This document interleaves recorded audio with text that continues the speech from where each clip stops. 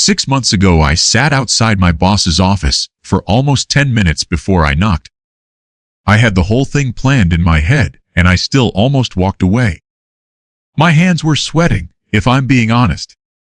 I'd rehearsed the whole thing in the shower that morning, twice.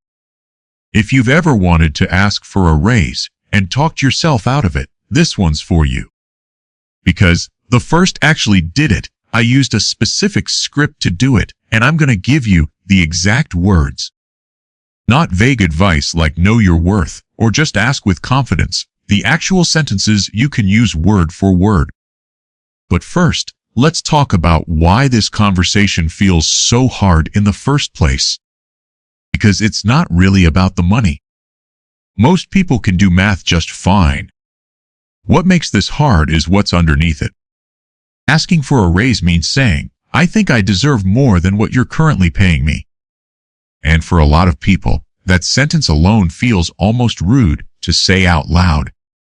We're taught not to talk about money.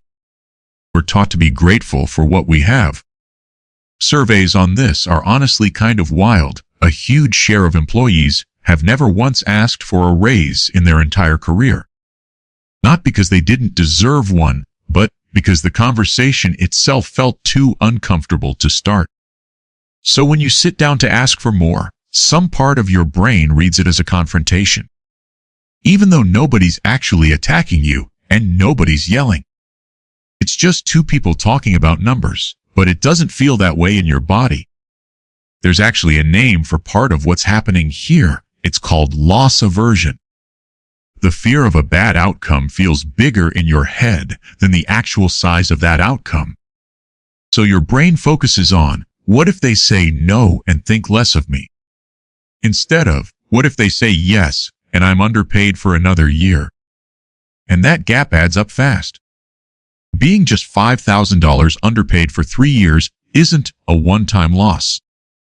It's $15,000, plus whatever raises get calculated off that lower base going forward. Compounding works against you here too, not just in investing. That second outcome is way more likely and way more costly, but it doesn't feel that way in the moment because it's quiet. There's no single scary conversation attached to staying underpaid. It just slowly costs you money every single paycheck. Okay, so knowing that, here's what I actually did. Step 1. I didn't ask for the raise in the raise conversation. I asked for a separate meeting first. I sent a short message, something like this. Hey, do you have 20 minutes this week? I'd like to talk through my role in compensation. No huge paragraph, no apology, no over-explaining. That's it. Why does this matter? Because if you ask for a raise on the spot, in a random hallway conversation, your manager is caught off guard. And people who feel caught off guard tend to default to no, just to buy themselves time. Giving them a heads up lets them actually prepare, which works in your favor, not against you. Step 2. Before the meeting, I wrote down 3 things. Specific results I delivered, not just tasks I did. Not, I answered emails and went to meetings. More like, I led the onboarding process that cut ramp-up time by 2 weeks. Or, I took on the client account that was about to leave and kept them. Specific, measurable, and tied to something the business actually cares about. Second thing I wrote down, market data. I looked up what similar roles were paying using a couple of salary sites. Sites like Glassdoor, Levels, Fi if you're in tech, or even just asking a recruiter what similar roles are going for. Takes maybe 20 minutes total. Third thing, an actual number. Not, I'd like more money. A real number I was asking for. This part trips people up the most. If you don't say a number, your manager will often anchor low because that's the safer option for them. So you have to be the one who sets the anchor. Step 3. The actual conversation. Here's close to what I said, almost word for word. Thanks for making time. I wanted to talk through my role because I think my responsibilities have grown since my last review. Over the past year, I took on the onboarding project, which cut new hire ramp-up time by 2 weeks. I also stepped in on the client account that was at risk, and we kept that relationship. Based on that, and some research on market rates for this role, I'd like to talk about adjusting my salary to $78,000. Notice what's not in there. No, sorry to bring this up. No, I know this might not be possible, but no apologizing for existing. Just the facts, the evidence, and a clear number. Step 4, and this one matters a lot. After I said the number, I stopped talking. Silence is uncomfortable, and your instinct will scream at you to fill it, to soften what you just said, to start negotiating against yourself. Don't let your manager respond first. Whoever speaks next after a number is said usually gives something up. This is actually a well-known negotiation principle, not something I made up. The first person to talk after a number gets said is almost always the one who ends up compromising. So let that person be them, not you. Now, what actually happened when I did this? My boss didn't say yes on the spot. Nobody says yes on the spot, and that's normal, not a rejection. She said she needed to check with finance and get back to me. In the moment, my stomach dropped a little because it didn't feel like a yes. But the first stayed quiet, thanked her for her time, and left. 2 weeks of not knowing is genuinely uncomfortable. But it's a much better kind of uncomfortable than never asking at all. 2 weeks later, I got $74,000 instead of the $78,000 I asked for. Not the full number, but almost $9,000 more than what I was making. For one 20-minute conversation.